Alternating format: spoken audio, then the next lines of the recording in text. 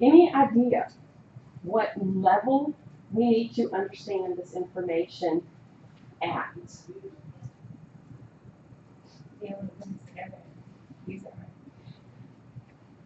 But we gotta put it together. But how many of y'all think back to your general bio? Everybody remember that class? Okay, and hopefully you learned, and this is pretty much how they teach it to us, okay? We're animal cells, and we have a nucleus. We have a nucleolus. We've got endoplasmic reticulum. We've got a Golgi apparatus. We got blah, blah, blah. How many of y'all remember that?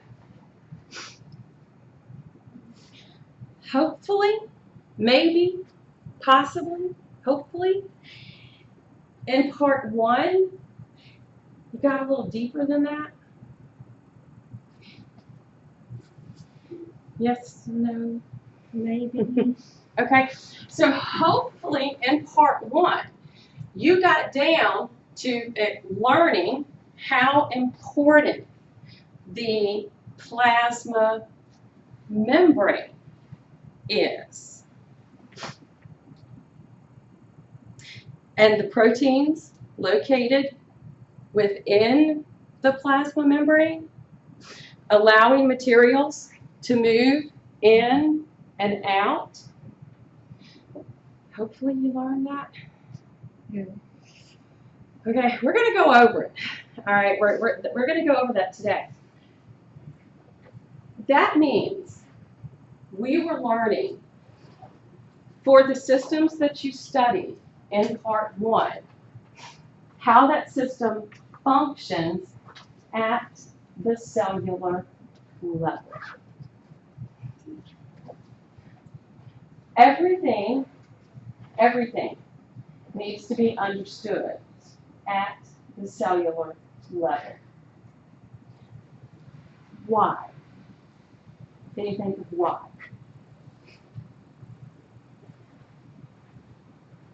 It's all built upon Hmm? It's all going to be built upon the cellular level.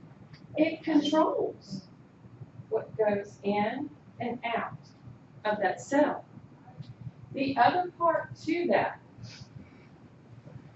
the cell is the basic unit of life. Okay? Life, an organism, us, okay? Because our class is going to be focused on human anatomy and physiology, okay? So our concern is the human cell, not a plant cell, okay? We're concerned about the human cell. And if you can understand what is happening at the cellular level, you've got this course nailed. Okay? So we're going to kind of go back to that. So when you're doing an essay question, that's how I want to see if you're understanding that topic. So when I say that I'll give you the essay question, I will make that question available. You can work on it until test time. And you can bring it in on test day. Okay?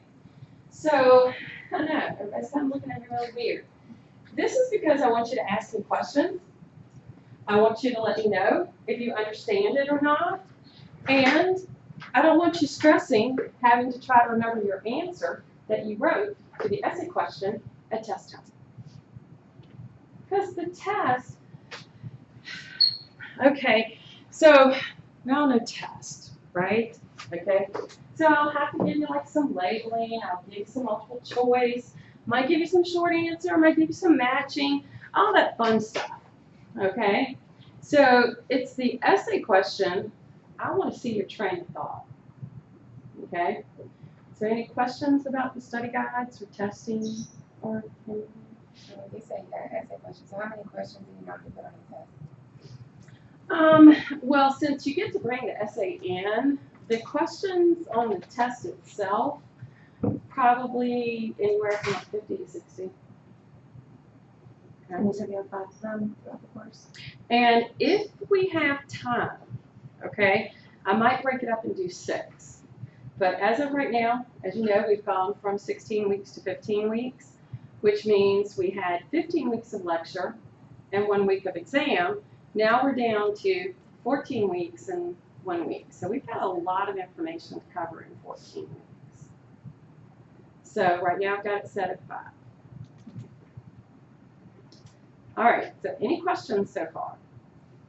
Do you do like, if you miss the test, do you do like makeup test? We'll actually get to that because there is a policy that I have in the syllabus. So, we'll get to that. Is there a lab portion on the test? No, that's a good question though. Okay, she asked if there is a lab portion of the test. The very last day of class, which would be the day we take that last test, technically the exam, but it's not comprehensive. Have you ever heard of a lab practical? Okay, we'll do a lab practical on that day. All right, anybody in here not done a lab practical? Oh, didn't have one on 140. A lab practical is really simple, okay? Practical meaning in practice, all right? So stuff that we have studied in lab, and for this session, we are studying systems such as the rest of our nervous system. We'll be doing the immune system, we'll be doing the urinary, we'll be doing cardiovascular. Those are the systems we'll be covering. For a lab practical, that's really dealing with that anatomy portion, okay? And the anatomy portion, the actual structure of something, that's easy, okay? Learning the parts of something is easy, okay? Learning the 206 bones was easy, okay? What was hard about that was understanding physiology of the bone, okay? That actual bone cell that was alive, that can store the calcium, store the phosphate, that can release it back into the blood. If we need hormones that are going to, does everybody remember that? Mm-hmm. Okay, so the physiology is the harder part, okay? Structure is easy, okay?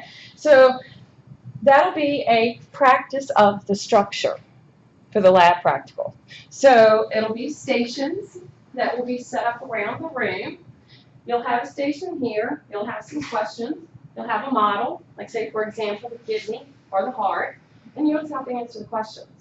And then you just shuffle to the next station, do the same thing.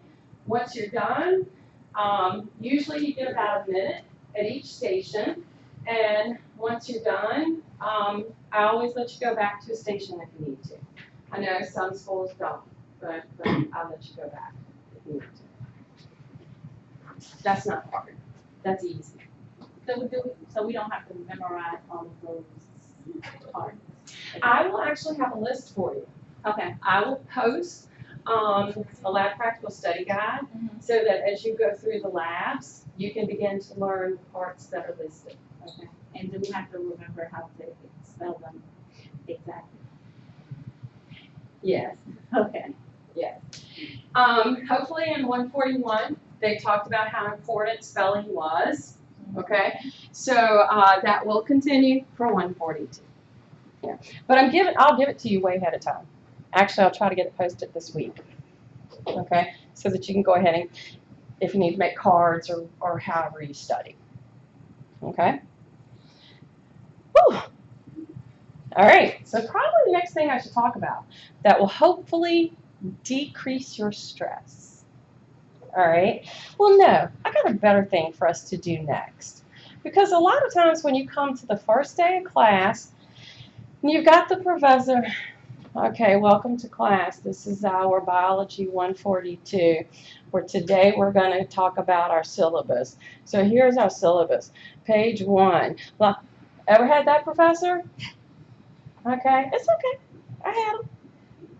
All right. When you stay in school for 21 years, you're going to come across those professors. Okay. Yes, higher education for me, 21 years. So you're going to be like, oh my goodness, I can't do that. All right. First of all, hopefully you've kind of noticed I move around. All right. I talk with my hands. All right. Don't ask me to, because then I won't be able to talk. All right. So rather than me trying to stand up here and read the syllabus to you, which I know you all would love that, okay? But I'm not, all right? Now, I hope I got enough syllabi.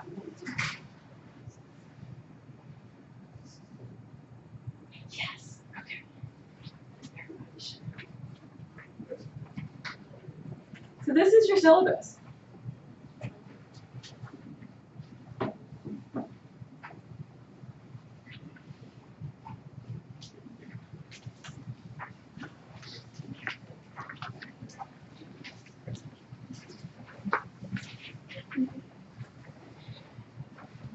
So we'll look at just a couple of things, but then I'm going to let you do a scavenger hunt. So if you click on this tab or this link over here to the left in Canvas, you're going to see syllabus, and you can click on syllabus. No need to download it and everything because I just gave you a copy. Just a couple of things that I'm going to point out. Tuesday, Thursday, our classes, that's our class days, 9 to 10:20, 10:30 to 11:55. Do you happen to know why it's listed that way as the times? We are in a 4-credit course, okay, 4-hour credit course. We're only meeting 2 days a week. So for each day, we're technically meeting 2 class periods, okay? So that's why it's listed that way. My number for my office is here at the downtown campus. I'm in room 452. These are my office hours. We've already looked at what our textbook is.